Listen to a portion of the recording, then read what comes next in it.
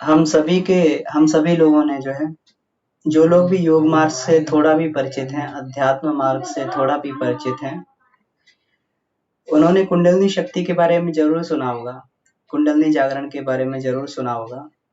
और बहुत सारे सत्र चलते रहते हैं, कुंडलिनी जागरण सत्र। बहुत सारे लोग जो हैं कुंडलिनी जागरण के प्रयोग करवाते हैं। इसमें हो सकता है कि कुछ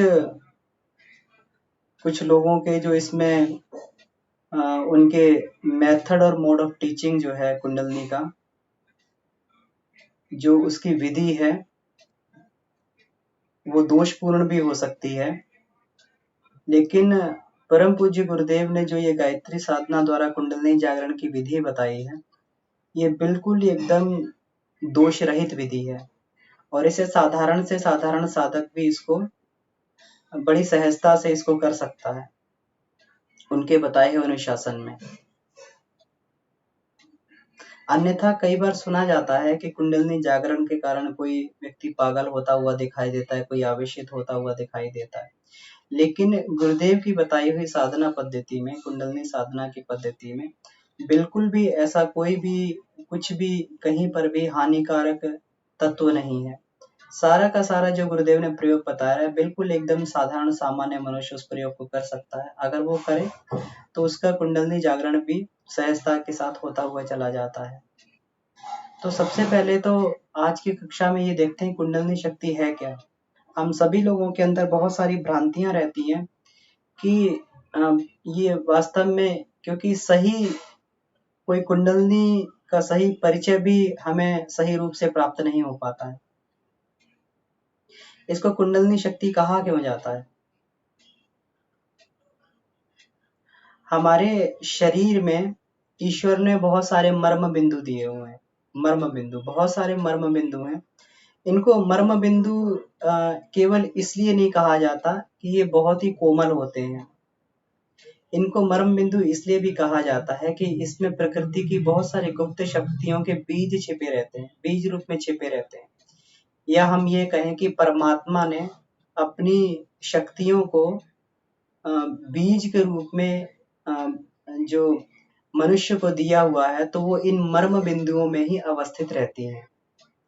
और इन मर्म बिंदुओं का सबसे जो महत्वपूर्ण केंद्र होता है, वो सबसे महत्वपूर्ण जो इसकी जगह होती है, वो होती है रीढ़ की हड्डी।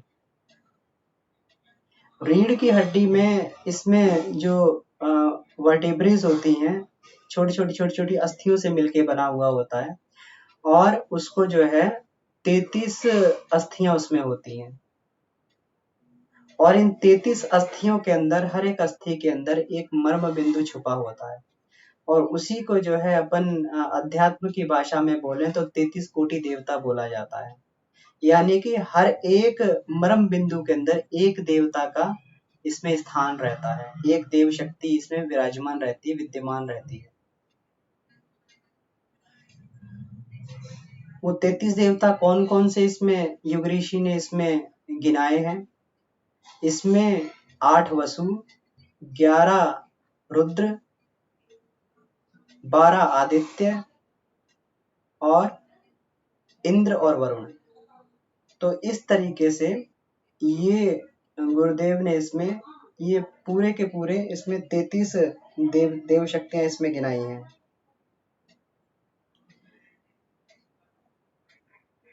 तो ये देवता अवस्थित रहते हैं, कहाँ पर रहते हैं, इसकी स्थिति क्या होती है? इसमें कहा गया है कि रीढ़ की हड्डी का जो पोला भाग होता है, रीढ़ की हड्डी में पोले भाग में 2 प्रमुख नाड़ियां इसमें चलती हैं। एक इड़ा नाड़ी होती है और एक पिंगला नाड़ी होती है। ये हमारा जो इड़ा नाड़ी और पिंगला नाड़ी होती है, जिस तरीके से कहते हैं कि कभी जो विद्युत धारा होती है, विद्युत धारा प्रवाहित करने के लिए, विद्युत धारा प्रवाहित होने के लिए पॉजिटिव और नेगेटिव करंट की जरूरत पड़ती है। इसी तरीके से हमारा जो ये हमारी रीढ़ की हड्डी में इड़ा और पिंगला नाड़ी जो है, ये पॉजिटिव और नेगेटिव का प्रतिनिधित्व करती है। इसमें इड़ा नाड़ी को हम नेगेटिव मान सकते हैं, यानी ठंडा तार मान सकते हैं, और पिंगला नाड़ी को हम लोग गर्म तार, सूर्य नाड़ी या पॉजिटिव करंट इसको मान सकते हैं।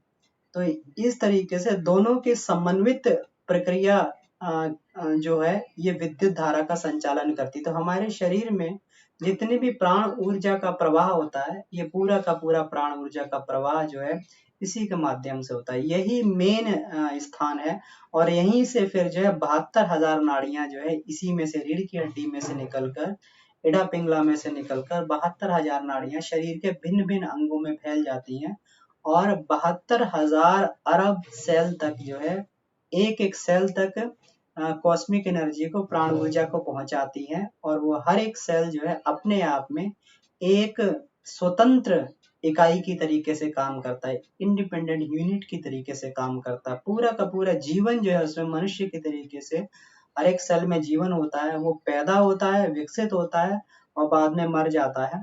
तो उसी तरीके से जैसे मनुष्य का जीवन होता है, पूरे का पूरा जीवन जो है ये संचालित होता है, ये कुंडलिनी शक्ति के माध्यम से होता है। कुंडलिनी इसको क्यों बोलते हैं? क्योंकि ये विश्व ब्रह्मांड में जो भी ये शक्ति हमारे विश्व ब्रह्मांड को संचालित कर रही है, उसकी गति जो होती है ये कुंडलाकार गति होती है। जब भी कोई शक्ति, जिस तरीके से अपन ये कहते हैं कि जैसे कोई बंदूक की गोली होती है, तो बंदूक की गोली जब उसमें बैरल जो सीधा होता है तो गोली इतनी प्रहारक नहीं बनती है, लेकिन जब बैरल के अंदर जो है ये उसको कुंडलाकार बना दिया जाता है, उसको गोल गोल रिंग्स के रूप में बना दिया जाता है, तो उसी में से गोली घूमती हुई जो है उसकी ऊर्जा कई गुना अधिक बढ़ जाती है और वो कई गुना अधिक प्रहारक हो जाती है। इसी तरीके से जो विश्व ब्रह्मांडी शक्ति है वो सीधी दिशा में नहीं चलती, वो कुंडलाकार दिशा में जो है वो वेव फॉर्म में चलती रहती है। जिस प्रकार हम देखते हैं हमारा अल्टरनेटिंग करंट होता है तो वेव फॉर्म में चलता है, तो उसी तरीके से जो है ये विश्व ब्रह्मांडीय शक्ति इसी तरीके से, ये कुंडलाकार तरीके से ये चलती है। इसमें इडा और पिंगला नाड़ियां जहां पर मिलती हैं वहां पर तीसरी नाड़ी का सृजन होता है जिसको सुषुम्ना नाड़ी बोलते हैं। तो इडा नाड़ी इसमें हमारे चंद्र का प्रतीक है, पिंगला नाड़ी सूर्य का प्रतीक है, और इन दोनों के समन्वय से जो तीसरी शक्ति होती है जो अग्नि रूप का प्रतीक होती है उसे सुषुम्ना नाड़ी बोलते हैं। ये इस तरीके से त्रिवर्ग हुआ और जहां पर कहते हैं कि इसको त्रिवेणी बन जाती, गंगा यमुना की धारा जहां पर मिलती है वहां पर तीसरी धारा का सृजन होता है जिसको सरस्वती सूक्ष्म धारा का सृजन होता है। उसी प्रकार से इडा और पिंगला के मिलने से जो सूक्ष्म धारा बनती है वो हमारी ये सुषुम्ना धारा बनती है, सुषुम्ना नाड़ी बनती है इसमें। लेकिन ये नाड़ियां जो है शरीर में इस तरीके से नहीं होती कि हम इन्हें काट कर चीर कर जो है इसको देख सकें। इनका अस्तित्व है, सूक्ष्म अस्तित्व होता है। जिस प्रकार से हम लोग किसी करंट, किसी अगर तार में से, वायर में से करंट अगर प्रवाह हो रहा हो तो उसको हम लोग जो है केवल अनुभव कर सकते हैं, उसको देख नहीं सकते कि इसमें से करंट आ रहा कि नहीं आ रहा। उसका अनुभव उसी तरीके से होता है जिस तरीके से जो है हमारी विद्युत आती है तो हमारे पंखे चल जाते हैं, बल्ब जल जाते हैं, तो इसी तरीके से इसका अनुभव किया जा सकता है। तो जब ये कुंडलिनी जागृत होती है तो बहुत सारे चक्र, बहुत सारे केंद्र, बहुत सारी उपत्यकाएं हमारे शरीर में जागृत हो जाती हैं, तो हम लोग अंदाजा लगा सकते हैं कि हमारी कुंडलिनी जागृत हो रही है। इस ब्रह्म नाड़ी, इस जो है सुषुम्ना के अंदर 3 नाड़ियां और होती हैं, 3 नाड़ियां और होती हैं, और वो 3 नाड़ियां जो होती हैं हमारी, इसमें वज्रा, चित्रणी और ब्रह्म नाड़ी। सुषुम्ना नाड़ी के अंदर 3 नाड़ियां फिर होती हैं। जिस तरीके से हमने कभी केले का तना देखा हो और उस केले के तने को काट दिया जाए तो उसमें से सर्किल सर्किल बने रहते हैं, ऊपर का परत हटा दी जाए फिर अंदर की परत आ जाती है, फिर हटा दी जाए फिर अंदर की परत आती है। तो इडा पिंगला सुषुम्ना के बीच में हमारी ये वज्रा, चित्रणी और ब्रह्म नाड़ी होती है। तो वज्रा के अंदर जो है चित्र नाड़ी होती है और चित्र नाड़ी के अंदर ब्रह्म नाड़ी होती है, और ये ब्रह्म नाड़ी ही जो है हमारी कुंडलिनी शक्ति का जो पाथ होता है, पाथवे होता है कुंडलिनी शक्ति का, जो इसका स्थान होता है चलने का, वो ब्रह्म नाड़ी ही होता है। ये ब्रह्म नाड़ी हमारे ये मस्तिष्क के मध्य से शुरू होती है, हजारों फन के रूप में जो है, इसमें ये नीचे से अगर इसको बोला जाए तो प्रारंभ होती है, ये नीचे से मल मूत्र स्थान के बीच में एक सीवन भाग होता है, पोला भाग होता है, मल मूत्र स्थान के पोला भाग होता है, उस पोले भाग में वहां से ये कुंडलनी शुरू होती है। जहां पर हमारी रीढ़ की हड्डी का नोकीला भाग खत्म होता है, वहीं पर जो है कुंडलनी का ये प्रारंभ स्थान होता है। और कुंडलनी शक्ति प्रारंभ होकर ये सीधी जो है हमारी ब्रह्म नाड़ी से होती हुई और ये सहस्त्रार में जाकर ये ब्रह्म नाड़ी जो है हजारों भागों में फैल जाती है। इसी की जो है हम लोग अलंकारिक भाषा में ये हम लोग अलंकारिक भाषा में हम लोग इसकी चर्चा करते हैं कि सहस्त्र नागों के फन पर जो है विष्णु भगवान सोए हुए हैं। तो हमारा ईश्वर जो है यही कुंडलनी शक्ति जो सहस्त्रार बन जाता है, वहां पर ईश्वरीय तत्व विराजमान रहता है, सुषुप्त अवस्था में विराजमान रहता है। जब तक सुषुप्त अवस्था में रहता है तब तक मनुष्य बड़ा साधारण रूप में जीवन यापन करता है। ये हमारा जो कुंडलनी शक्ति का जो उद्गम स्थान है, जिसे मूलाधार बोलते हैं, मूलाधार स्थान जिसे सीवन स्थान बोलते हैं, इस मूलाधार स्थान में एक षटकोणीय परमाणु होता है, जिसको कूर्म बोला जाता है। षटकोणीय परमाणु जिसको हम लोग कूर्म बोलते हैं। तो उस कूर्म से जो है ये जो ब्रह्म नाड़ी होती है, ये कुंडलनी शक्ति होती है, लपेटे लगाए हुए होती है। 3.5 लपेटे इसको बोला गया है। योग ऋषि बोलते हैं कि 3.5 लपेटे जो है ये इससे लगाई रहती है। और ये 3.5 लपेटे लगाए रहती है और 3.5 लपेटे से जो है इसको इसी तरीके से इसकी संज्ञा दी गई है कि जो हमारा प्राण तत्व होता है, जैसे प्राण जो होता है शरीर से जब बांधा जाता है, पहले पिछले समय में लोगों के छप्पर हुआ करते थे, तो उसको दीवार में खूंटे गाड़ देते थे और खूंटे से जो है उस छप्पर को कस के बांध देते थे। तो इससे क्या रहता कि वो छप्पर उड़ ना जाए।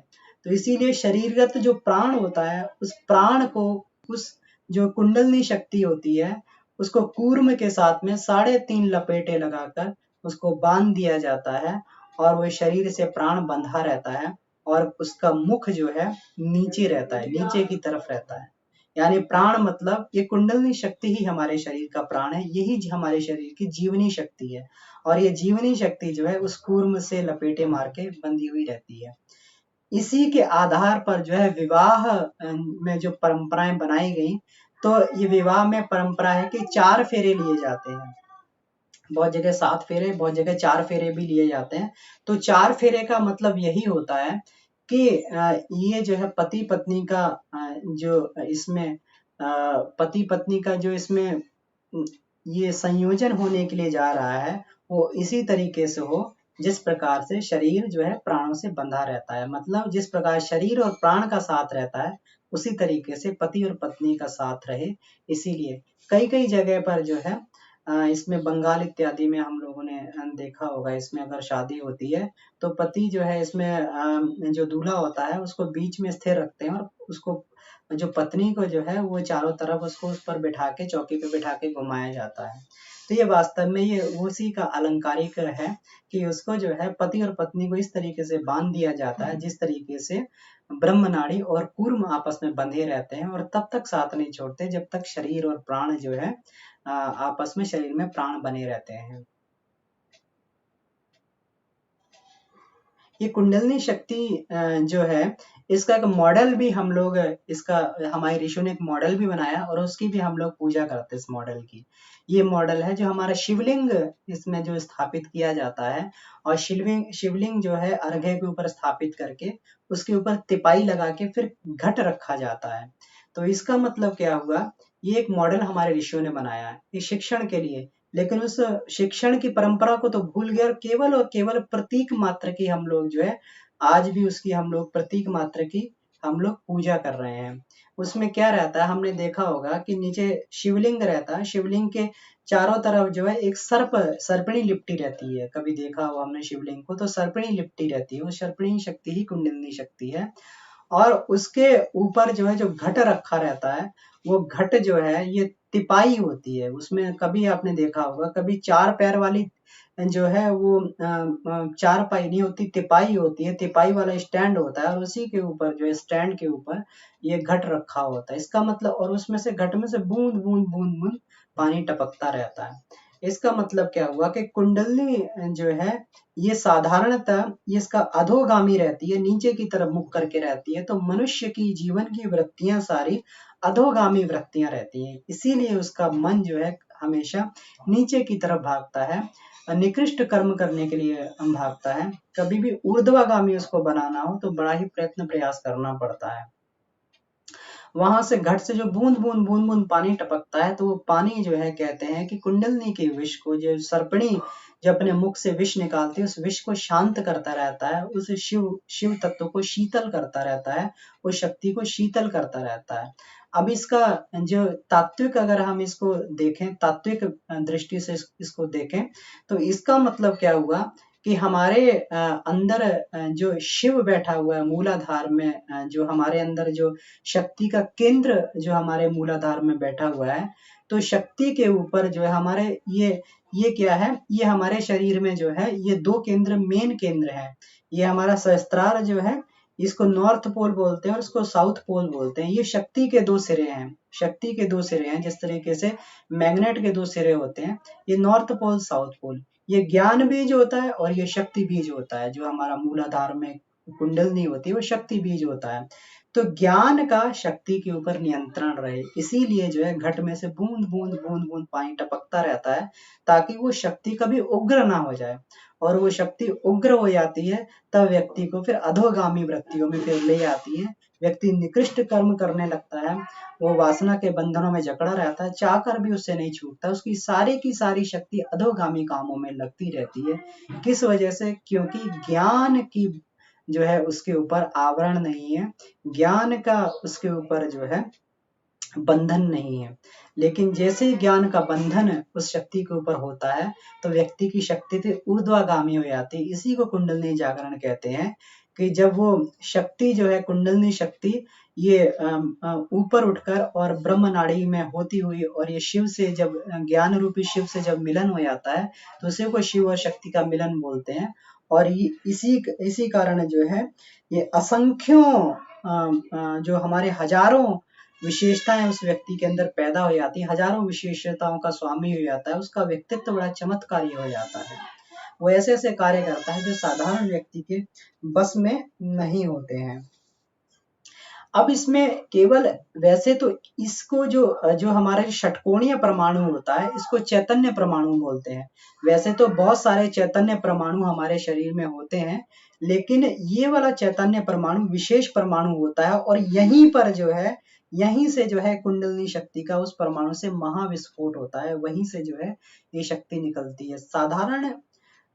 साधारणतः वो क्या रहता है, अगर हम ये देखें कि कभी-कभी पुराने समय में जो है बहुत सारे खजाने हुआ करते थे और खजाने पे जो है कभी-कभी सर्प बैठा हुआ दिखाई देता था। तो ईश्वर ने ये, इसका जो है हम लोग कह सकते हैं कि इसका अलंकारिक प्रतीक है कि ईश्वर ने जो हमारा ये खजाना दिया हुआ है, ये खजाना जो इतना बड़ा शक्ति का खजाना दिया हुआ है, जो ब्रह्म नाड़ी में से होकर जो जाता है, ब्रह्म नाड़ी को ही देवयान मार्ग बोलते हैं, इसी को ही जो है देवताओं का रास्ता बोलते हैं, इसी को जो है सदगति प्राप्त करने का रास्ता बोलते हैं। लेकिन इसके मुंह के ऊपर जो है कुंडलिनी शक्ति का आवरण रहता है, तो जब तक वो आवरण रहता है तो जीव इसमें प्रवेश नहीं कर पाता है। उसको कुंडलिनी, जब वो कुंडलिनी को जागृत कर लेता है, तो जागृत होकर कुंडलिनी ऊर्ध्वगामी होती है और जीव ब्रह्म नाड़ी में से प्रवेश करके देवयान मार्ग होता हुआ फिर ब्रह्म लोक की प्राप्ति वो करता है।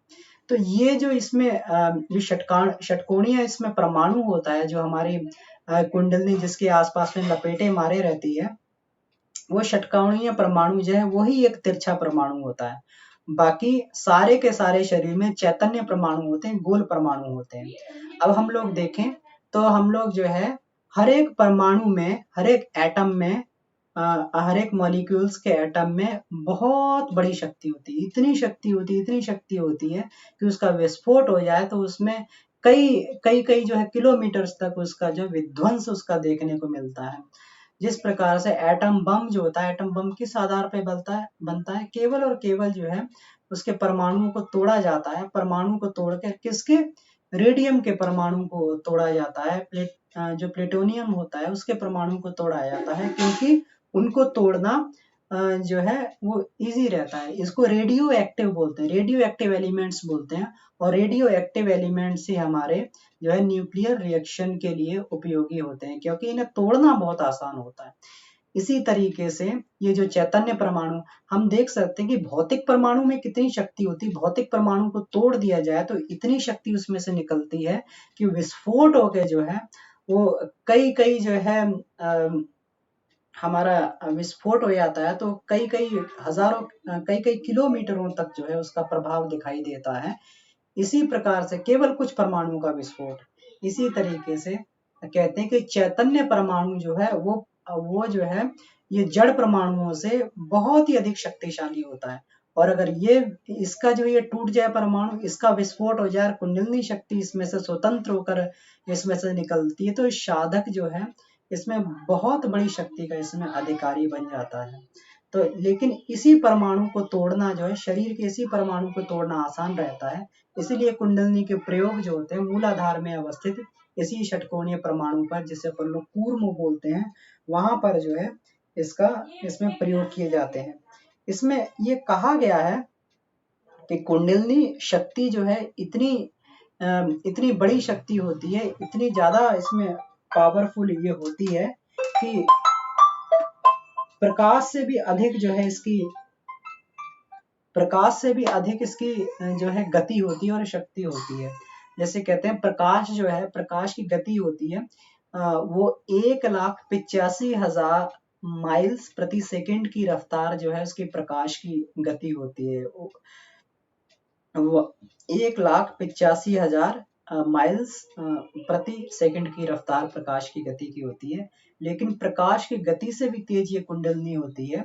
इसकी जो है इसकी जो गति होती है 3,85,000 माइल्स प्रति सेकंड की गति होती है।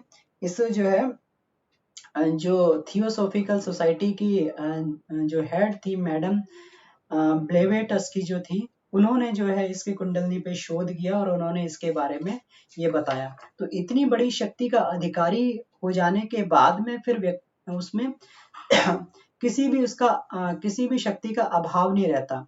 तो जब भी ये कुंडलिनी शक्ति जागृत होती, लेकिन इसी तरीके से जो है इस पर और भी इसको बांध के रखा गया है, क्योंकि ये बहुत बड़ी शक्ति है। इसको बांध के रखा गया, इस पर 6 ताले और लगाए गए हैं। कुंडलिनी का जब ऊर्ध्वागमन चालू करती है तो उसको 6 तालों को जो है खोल कर फिर आगे ऊपर की तरफ बढ़ना होता है। इन तालों को हम लोग बोलते हैं, ये ताले ही ये 6 चक्र होते हैं, षट चक्र जिसको बोलते हैं। तो षट चक्रों को भेद के ही व्यक्ति ये जो है ये पहुंचता है। इन्हीं को षट चक्रों को जो है अलग अलग लोक बोला जाता है। इन्हीं को षट चक्रों को अलग अलग लोक बोला जाता है। तो इसमें जो हमारा मल मूत्र स्थान के बीच में एक चक्र होता है जिसको मूलाधार चक्र बोलते हैं, और स्वाधिष्ठान जो चक्र होता है वो पेड़ू में होता है। हमारा मणिपुर चक्र होता है वो हमारा नाभि में होता है। हमारा अनाहत चक्र जो है हृदय स्थान पर होता है।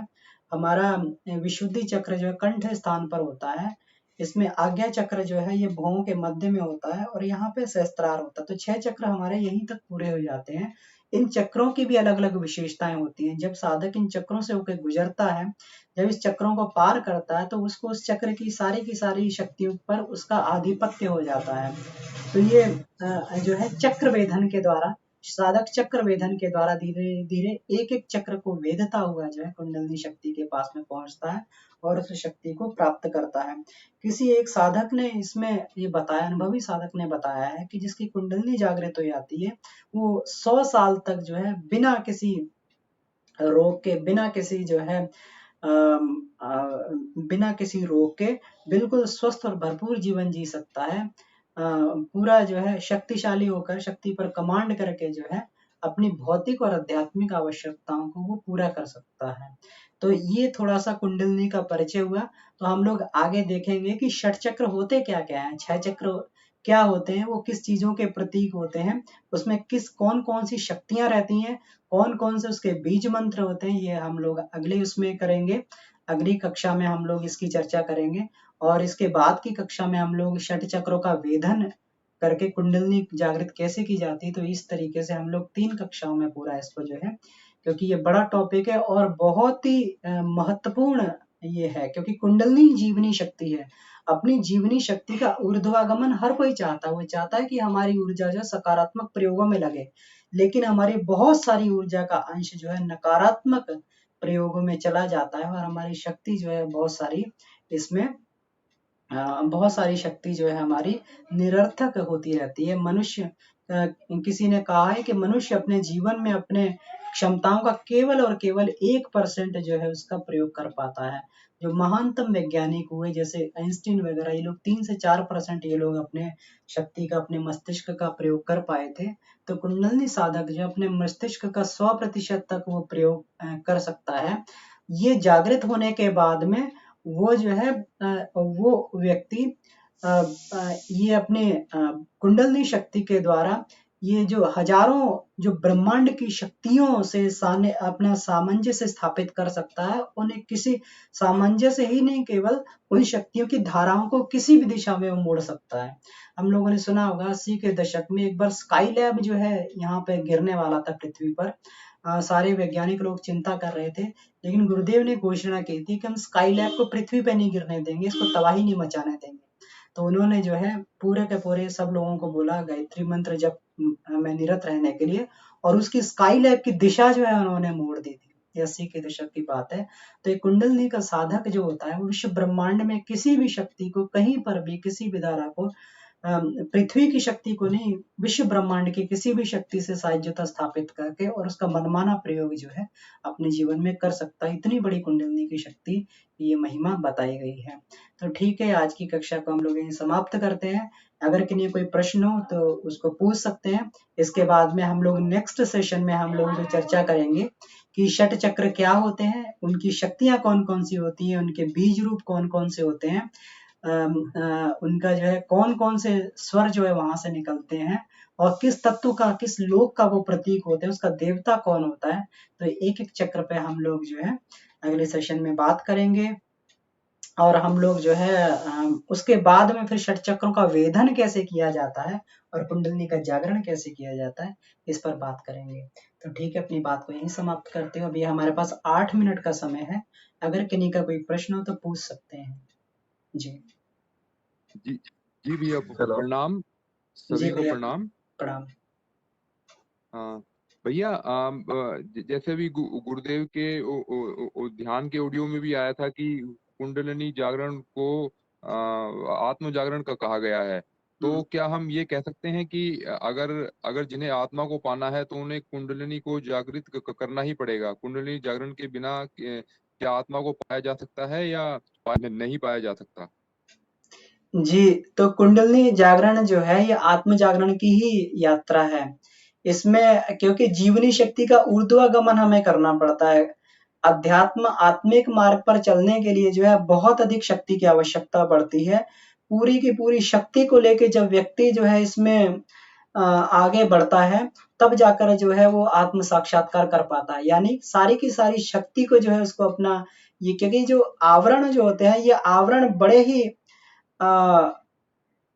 ये आवरण जो है बड़े ही कठोर आवरण होते हैं। इन कठोर आवरणों को तोड़ने के लिए जो बहुत अधिक शक्ति की आवश्यकता पड़ती है। जिस प्रकार से जो ये डायनामाइट को जो है तोड़ने के लिए, इस पर्वत को तोड़ने के लिए, पत्थर को तोड़ने के लिए डायनामाइट की आवश्यकता पड़ती है। तो शरीर की कमजोरियों को दूर करने के लिए, शरीर की दुर्बलताओं से लड़ने के लिए व्यक्ति को अदम्य साहस और अदम्य शक्ति की जरूरत पड़ती है। इसी को जो है जब व्यक्ति पूरी की पूरी शक्ति लेकर जब इसमें जब इस अपनी दुर्बलताओं से लड़ता है, शरीर की दुर्बलताओं से लड़ता है, मन की दुर्बलताओं से लड़ता है, अपनी अपने जो है प्राणिक कमी से लड़ता है, अपनी भावनात्मक कमियों से लड़ता है, तब जाके जो है, क्योंकि हम लोग जिसे जानते हैं कि एक एक कोष को पार करें तो उस कोष की साधना जो और कठिन हो जाती है। हम लोग शरीर को स्वस्थ रखना तो आसान है, लेकिन उसके बाद में जो है प्राण को सुरक्षित रखना कितना मुश्किल पड़ता है। व्यक्ति प्राण ऊर्जा पे नियंत्रण नहीं कर पाता है। उसके बाद मन को वश में कितना कठिन करना पड़ता है, और उसके बाद में भी जो है अपने अहम को गलाना कितना कठिन होता है, जिसको अपन लोग जो है विज्ञान में कोश की साधना हम बोलते हैं, और इसके बाद भी जो है अपने आनंद को फ्री करना जो है, अनंत में विलीन कर देना कितना कठिन होता है। तो इसके लिए बहुत सारी साधना की आवश्यकता पड़ती है। तो इसीलिए कुंडलिनी जागरण को आत्म जागरण की साधना बोलते हैं। पूरी की पूरी शक्ति को अपने इसी में झोंक देना पड़ता है। जी भैया। जी जी भैया, तो कोई ऐसे उदाहरण भी हुए हैं कि जिन्होंने जो है कुंडलिनी शक्ति को जगाए बगैर ही आत्मा को पा लिया हो? नहीं, बिना जीवनी शक्ति का ऊर्ध्वगमन किए हुए कोई भी व्यक्ति जो है अधोगामी पथ पर चलता रहेगा, तो साथ के साथ ऊर्जा को खत्म करता रहेगा। तो कभी भी आध्यात्मिक आत्मार्ग पर नहीं आगे बढ़ पाएगा। वो केवल और केवल ये बनाता प्रोग्राम तो बनाता रहेगा कि मैं जो है ऐसा कर लूँ, मैं वैसा कर लूँ, लेकिन कार्यरत कभी नहीं कर पाएगा उसको। उसको कार्य रूप में परिणत करने के लिए उसको जो प्राणवान बनना पड़ेगा, अपनी जीवनी शक्ति को अधोगामी से ऊर्ध्वगामी बनाना पड़ेगा, तभी जो है वो व्यक्ति आत्मा को पा सकता है। जी जी भैया, जी भैया, ये तो समझ में आ गया। अच्छा भैया, एक दो प्रश्न और भी हैं। तो एक ये था कि जो आपने जो षटकोणीय परमाणु के विषय में जो बताया, तो ऐसा परमाणु क्या एक ही होता है या फिर जो है वो बहुत सारे होते हैं? ये अपने शरीर में केवल एक ही होता है, इसीलिए इसी परमाणु को तोड़ने के लिए जो है अपनी समस्त शक्ति को यहाँ पे लगाया जाता है। बाकी चैतन्य परमाणु अलग अलग जगह होते हैं, लेकिन वो सब गोल और चिकने होते हैं, उनको तोड़ा जाना संभव नहीं है। जिस प्रकार से अपने को जो है न्यूक्लियर रिएक्टर बनाने के लिए जो है, या न्यूक्लियर बॉम्ब बनाने के लिए न्यूक्लियर मटेरियल की ही आवश्यकता होती है। आप चाहें तो आयरन को लेके आप उसके परमाणु को तोड़ दें, या फिर अल्युमिनियम के परमाणु को तोड़ दें, तो वो संभव नहीं हो पाता है। इसीलिए उसके लिए जो है ये जो हमारे जो रेडियो एक्टिव परमाणु होते हैं, रेडियो एक्टिव जो मटेरियल होते हैं, उसी का प्रयोग किया जाता है। तो भैया, इन परमाणु में और उनमें क्या अंतर होता है? जैसा कि जो है, जैसे आपने बताया कि जैसे कि उसमें तो क्या है कि ना, हम जो है लगातार हमें परमाणुओं को तो तोड़ना पड़ता है, तो ही हमें ऊर्जा मिलती है। एक बार एक परमाणु टूट गया, उसकी ऊर्जा निकल गई, वो हमने यूज कर ली।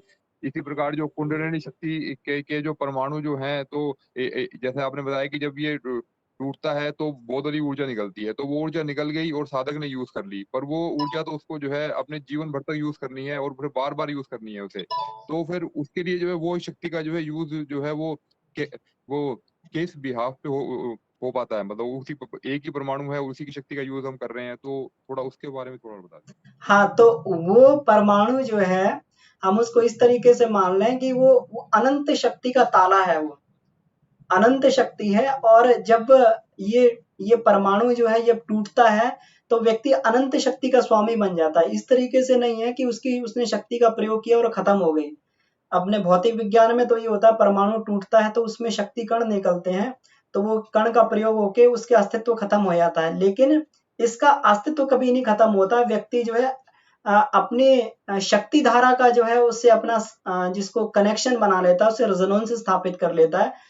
उसकी कुंडलिनी शक्ति जो है, या हम ऐसा कहें कि विश्वव्यापी कुंडलिनी शक्ति से जो है इस परमाणु को तोड़कर वो अपना संबंध बना लेता है, और कभी भी उसके पास में शक्ति चुकती नहीं है। फिर वो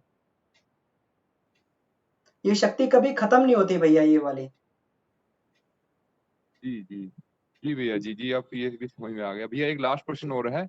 जी। जैसा कि आपने जो है ना, आपने बताया कि सुषुम्ना नाड़ी के अंदर जो है 3 नाड़ियां रहती हैं हमारी। हम्म। तो जो सबसे अंदर वाली जो है वो ब्रह्म नाड़ी है। ब्रह्म नाड़ी के बाहर की तरफ जो है चित्रननी नाड़ी, वज्रा और उसके नाड़ी। बाहर जो है वज्रा नाड़ी। हाँ। हम्म। तो इन इन नाड़ियों की जो है विशेषताएं कि क्या क्या हैं? जैसे कि आपने ब्रह्म नाड़ी के विषय में बताया, पर जो हम्म। चित्रननी नाड़ी और जो वज्रा नाड़ी जो है उसके बारे में जो है थोड़ा उसके बारे में थोड़ा बताइए। ये भैया, ये सारी जो इसकी लेयर्स हैं, इसकी परतें हैं, इसकी सुरक्षा करती हैं। अब इनकी विशेषताएं तो ऐसा सच इसमें इस चैप्टर में नहीं दी गई हैं। हो सकता है उपनिषद वगैरह में हमें इसकी विशेषता मिल जाए, क्योंकि ये हर नाड़ी जो है एक जगह से प्रारंभ होके, क्योंकि ये प्रमुख 10 नाड़ियां शरीर में होती हैं। वज्रा, चित्रणी, हस्तजीवा, इड़ा, पिंगला, सुषुम्ना। तो इस तरीके से 10 नाड़ियां होती हैं, और ये अलग जगह से निकल के अलग जगह तक खत्म होती हैं।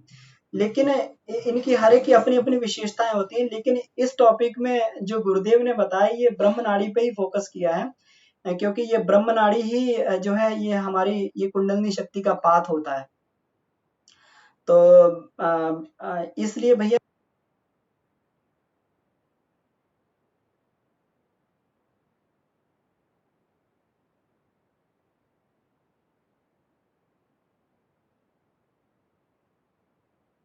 ये आपकी आवाज नहीं आ रही भैया।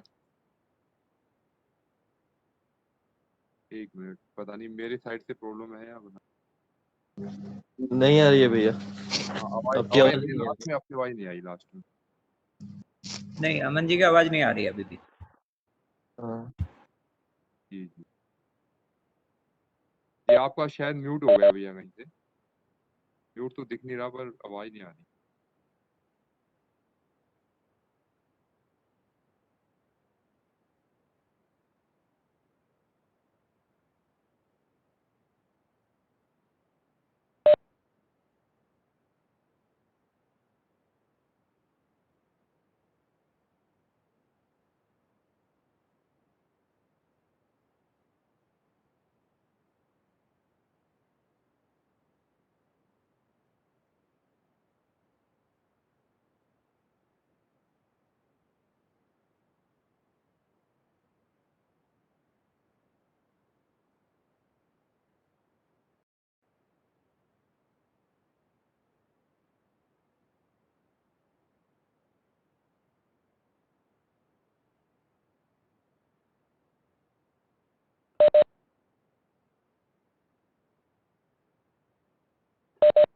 हेलो, मेरी आवाज आ रही है भैया?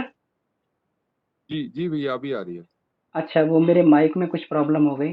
तो ये 10 नाड़ियों के बारे में जो है गुरुदेव ने इस टॉपिक में इसकी जो है अधिक इसकी विस्तृत नहीं दिया हुआ। तो अपन इसमें उपनिषद वगैरह में इसको देख के फिर अपन नेक्स्ट सेशन में इसकी चर्चा कर सकते हैं कि हर नाड़ी की क्या, क्योंकि हर एक नाड़ी का उद्गम स्थान जो है ये मूलाधार से लेके और अलग अलग जगह तक जाती हैं। हर एक की अपनी अपनी कुछ विशेषताएं भी होती हैं। तो इसको हम लोग चर्चा कर सकते हैं नेक्स्ट सेशन में भैया। जी जी जी भैया, जी धन्यवाद भैया। जी भैया, धन्यवाद। इसमें एक प्रश्न था सरिता जी का, लेकिन ये कुछ डॉट डॉट डॉट हो गया। अगर आप दोबारा पेस्ट कर देंगे या पूछ सकते हैं माइक से अपना म्यूट करके, तो हम लोग चर्चा कर सकते हैं इसमें। ये जो है ये दिखा नहीं रहा है ये कुछ इसमें जो है यूनिकोड में कन्वर्ट हो गया है। आपने हिंदी में लिखा था इस वजह से। जी भैया, उनका उनका ये प्रश्न है कि कुंडलिनी जागरण से पहले क्या साधना होगी।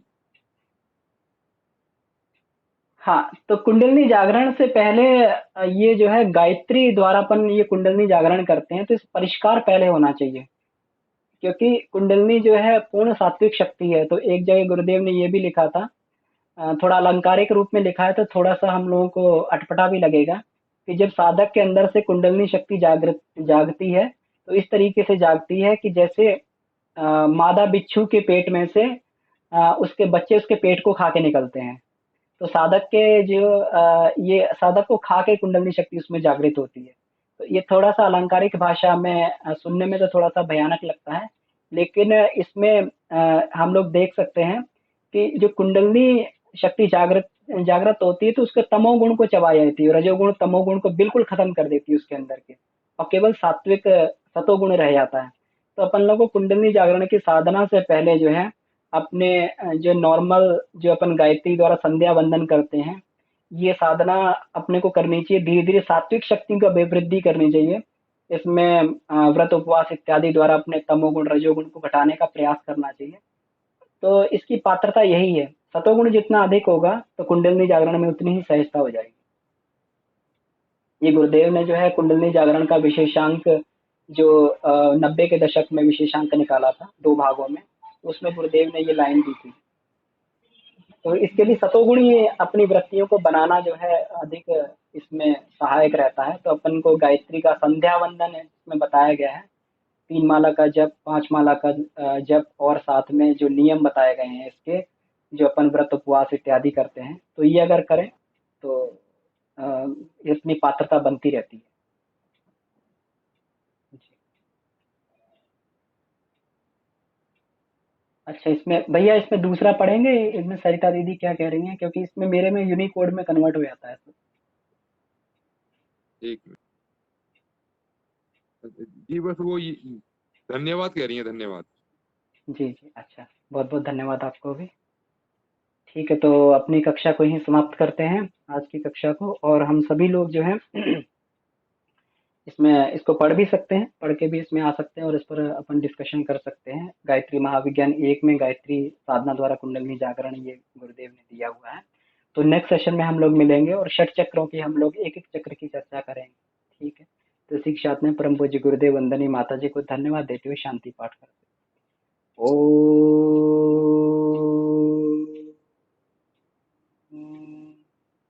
शांति शांति शांति। आप सभी को बहुत बहुत धन्यवाद। परम पूज्य गुरुदेव वंदनीय माता जी को नमन। समाप्त। धन्यवाद, प्रणाम। प्रणाम भैया। प्रणाम। जो अपनी रिकॉर्डिंग है इसका वो मिल जाएगा क्या, लिंक मिल जाएगा भैया? जी भैया, इसको हम लोग जो है